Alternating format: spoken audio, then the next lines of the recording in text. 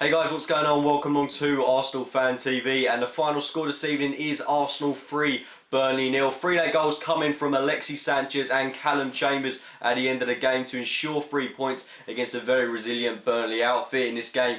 And I thought Burnley, in all fairness to them, I thought they played really well this afternoon. I thought they put in a much more resilient display than I was expecting from them. I thought they defended very well. But then again, on the other hand, for about 60-70 minutes of that game, I thought that performance from Arsenal especially resembled the kind of game we had against Sunderland and against Anderlecht in previous weeks. I thought it was very lacklustre, I'd say it was unambitious in a sense, because we look like we lack a driving force, and I think that really stems the fact that we're playing this Ramsey and Arteta pivot in midfield, which, you know, is good in a defensive situation. Maybe it would be good when we're defending against a team. There's lots of pacey strikers going for them up top. But in a game when you're playing Burnley at home, you would expect us to be putting a bit more impetus into the midfield with someone like Aaron Ramsey, who was on the bench today. I thought bringing Ramsey on in the second half, even though he didn't play particularly well today, I thought when he came on, I thought he changed the whole dynamic of the game. I thought we looked a lot more open, a lot more expansive, a lot of players moved into different positions, and we looked a lot more creative going forward. Whereas Flowering Arteta, I think they really slow us down in the midfield, but then again, they do bulk up our defensive side of things. And regarding the defence today, we saw Monreal continue to play at centre-back. I thought he was probably our best centre-half today. I thought Mertesacker, over the past couple of games, I think he's been improving more and more and more, which is great to see from him. Finally getting over that World Cup hangover that we've been hearing so much about. I thought it was a bit of a shame that we didn't actually get to see Hector Bellerin start this game. But Callum Chambers, I thought he was very resilient today. Don't think he started the game particularly well, but I'm absolutely over the moon for him to get a goal in this game. To think he's 19 years old, getting a goal in, you know, in an Arsenal shirt must be an absolutely unbelievable feeling for him. Just unbelievably happy for him at the moment. But regarding the Arsenal performance today, I thought that first half just got to write it off really. It was just so poor, so slow, so lazy in a sense.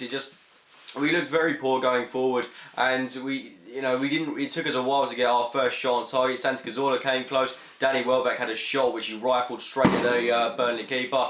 Sorry, there's fireworks going on outside. And that was pretty much about it. And we didn't really create too much other than that. And then going into that second half, it took us about 15 minutes to get our first shot on target. And I think that was like a Chamberlain shot from well outside the box, which it was a bit frustrating to see that, because I would have expected a lot more against this Burnley side, which in all honesty and in all fairness to them, have been very poor over the past couple of weeks. I think they failed to get a win this season. We should have taken advantage of that, and I think we could have won this game about 5 or 6-0. Our first goal did come through Alexis Sanchez, pure world-class brilliance from him to get this. Ball in, I think it was from Chambers from the right-hand side, came across Sanchez. He was about half the size of these two beefy Burnley defenders, got in front of them, in between them should I say, and placed the ball away from the Burnley keeper and into the back of the net to make it 1-0 to the relief of all the Arsenal fans in the stadium. Great goal from him, absolute world-class goal. And then shortly after, we actually scored a goal from a corner, which I couldn't quite believe. And that's one thing. I think we had about 18 corners today and we scored 1 goal from them. We need to be capitalising on our corners, because we do, in most games, we have on average at home about, I don't know, I'd say 5 to 10 corners, and we do naff all from them. I couldn't believe that we actually got a goal from one today, but it came from Callum Chambers. Like I said, absolutely over the moon for the guy. I wouldn't really wanted anyone else to score. He needs to get that goal. That's going to give him so much more confidence, and hopefully this is going to really, bring him out of his shell a bit. Not that he's really been in the shell. He just looks like such a confident player on the pitch, and to think he's 19 is just absolutely insane. 1 year older than me, and he's just gonna only get better and better and better. It's great for him to get a goal on the pitch for Arsenal today. And then Arsenal really shut up shop then really. We bought on Theo Walcott for the remaining 20 minutes of the game. We also bought on Luke Podolski, who I thought played really well in this. He came really close to scoring.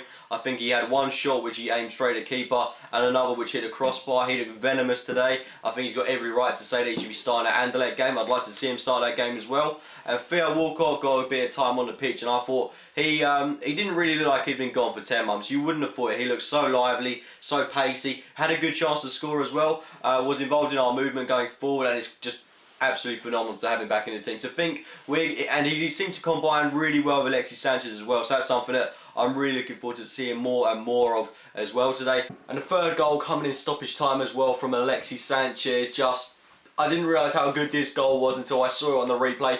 Initially, it looked like a bit of a tapping, but I think the ball came in from, I think it was Kieran Gibbs coming in on the left-hand side, crossed it into Alexis Sanchez. Then it looked like he rifled it in the back of the net, but there was a lot more to it. He took it around the defender, then placed it beyond the keeper to make it 3-0 in stoppage time, and a fantastic goal for him. And I think, I think that's 10 goals in 16 games for him. And considering he's not even an out-and-out striker, that is a fantastic record for him. I think we've just got to appreciate the player that we've got in our hands at the moment. Alexis Sanchez is just a world-class talent that we've got. And I think we're just so lucky to have him in the team. And maybe, maybe I'm exaggerating a little bit at the moment. Maybe it's just spur-of-the-moment thing. But I honestly think he's one of the most joyous players I've ever watched live at the Emirates Stadium.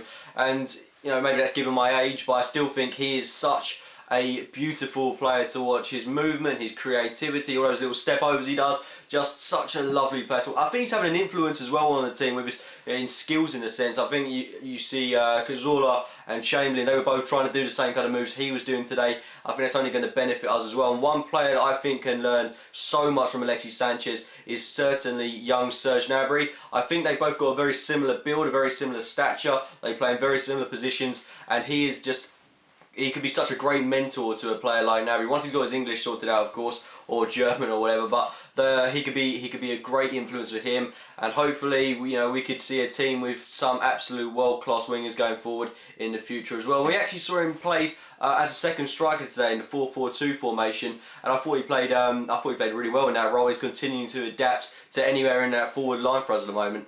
And regarding this 4-4-2 formation that has been talked about recently of Arsenal, it's not something I want us to persist with, because I think it's a kind of outdated formation, and if we're going to continue to play Arteta and Flamini in that bulk of the midfield, I don't really think that's going to benefit us going into bigger games in the future, especially that Man United game.